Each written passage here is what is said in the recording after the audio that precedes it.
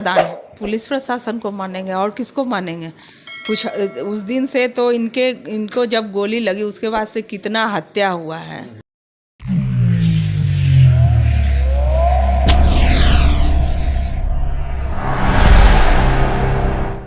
नीलेश मुखिया को लेकर के हम लोग बैक टू बैक खबर आपको अपडेट करते जा रहे हैं। 31 जुलाई से लेकर के आज तक हम आपको खबर दिखाते जा रहे हैं। कल का भी मैंने खबर दिखाया था।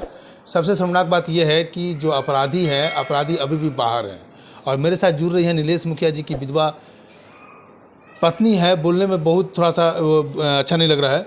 और इस उम्र में विधवा होना कितना कलंकित काम है। आपको बता दें कि बिहार में इस बार के मुखिया चुनाव में पूरे बिहार में जो मुखिया की जो मर्डर हुआ है वो तकरीबन 70 से 80 मर्डर हो चुका है, जिसमें कि हम 8-10 मुखिया का तो मैं खुद कवर किया हूँ 8-10 मुखिया का। सबसे पहला आपसे सवाल ये है कि आप जो दोषी है अभी तक अरेस्ट नहीं हुआ और किसको दोषी मान रहे हैं? पुलिस प्रशासन को मानेंगे और किसको मानेंगे। कुछ उस दिन से तो इनको जब गोली लगी उसके बाद से कितना हत्या हुआ है। सभी के दोषी पकड़े जा रहे हैं 1-2 दिन के अंदर, बहुत से बहुत 3 दिन के अंदर। लेकिन मेरे केस में ऐसा क्या हो गया है भाई कि अभी तक दोषी नहीं हम लोग को मिल रहा है।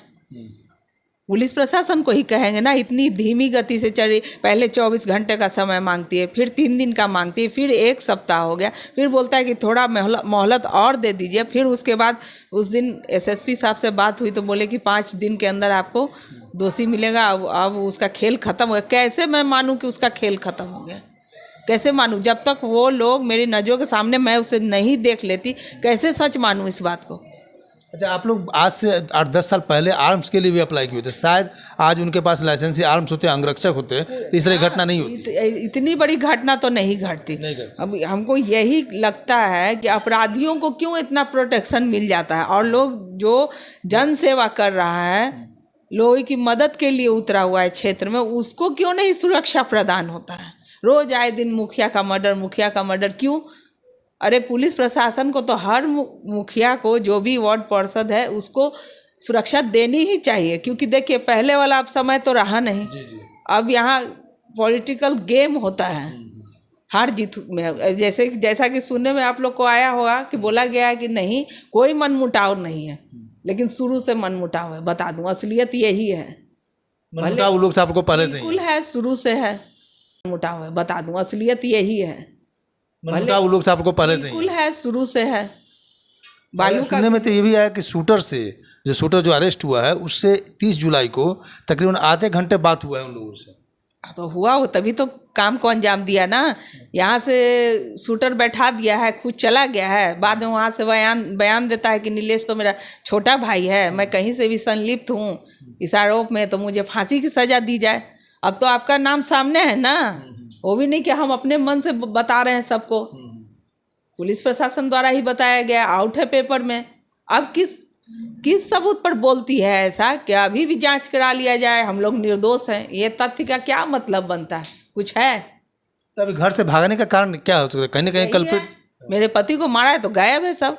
उस दिन तो बोल रही थी पूर्व डिप्टी मेयर की नहीं यहीं कहीं मेरे पति हैं, सब यहीं पे। तो कहाँ है भाई, कहाँ है? घूमने भी जाता है आदमी तो कितना दिन बाहर घूमने जाता है। इलाज भी करवाने गया तो कितना दिन गया इलाज करवाने?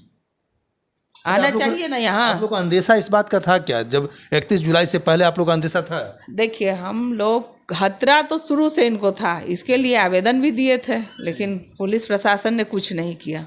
पुलिस प्रशासन अगर उस वक्त कुछ करती तो मुझे नहीं लगता है कि मेरे पति को इतना खतरा बनता। अगर वो अंजाम दे भी देता उस चीज़ को तो इनकी जान तो नहीं जाती इतना। लेकिन इतना बुरे तरीके से आप लोग जान रहे हैं कि 7 गोलियां इनको लगी। पूरा माइंड मेकअप था उन लोगों का कि आज इसको ख़त्म कर ही देना है। मतलब इतना गोली इसको उतारना है कि डॉक्टर इसको नहीं बचा पाए किसी भी हालत में। उसी इरादा से तो आए ही थे। हाँ, उसी इरादे से आए थे। और ये तीनों जो भाई है, पप्पू राय, धप्पू राय, गोरख राय है, इनके रास्ते का कांटा मेरे पति ही थे।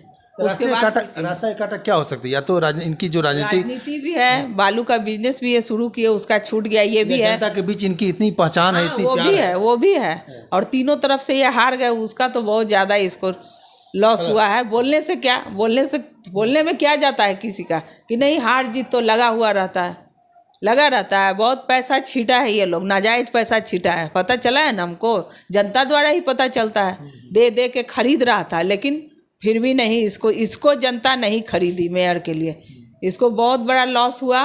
देख रहा था कि नीलेश मुखिया ही सबसे बड़ा रो रहा है, इसको हटा दो तो हम पूरा पटना कुर्जी पर राज करेंगे अकेले। यही बात है और कोई बात नहीं। प्यार से नहीं, ये लोग वर्चस्व की तरह हाँ, अपने बस गोली बारूद। बंदूक इसका कुख्यात अपराधी है ये। एक बात मैं बोल रही हूँ, पढ़ा न लिखा हुआ है कोई, बंदूक का भाषा जानता है। ये सब बोलने से कुछ नहीं होता है कि हम 50 साल की उम्र में एक ब्लेड तक नहीं देखे हैं। लेकिन ऐसा कौन बोल रहे हैं, ऐसा कौन बोल रहे हैं? पूर्व डिप्टी मेयर रजनी देवी बोली है, और कौन बोलेगी।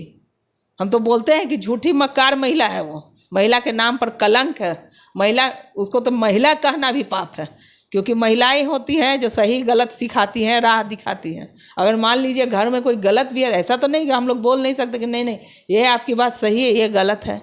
अपराध को बढ़ावा देना क्या होता है? घर की महिला हो नहीं हो, घर की महिला, समाज की भी महिला नहीं हो। अच्छा, अगला स्टेप क्या होगा? अगर ये लोग अरेस्ट नहीं होते तो क्या करेंगे आप लोग? उतरेंगे सड़क पर, अपने पति के लिए इंसाफ मांगेंगे। क्यों नहीं मांगेंगे? आज वो नहीं है तो क्या मेरा पूरा परिवार नहीं है जिसको दुख में छोड़ के गए हैं, शक्ति भी दे के गए हैं।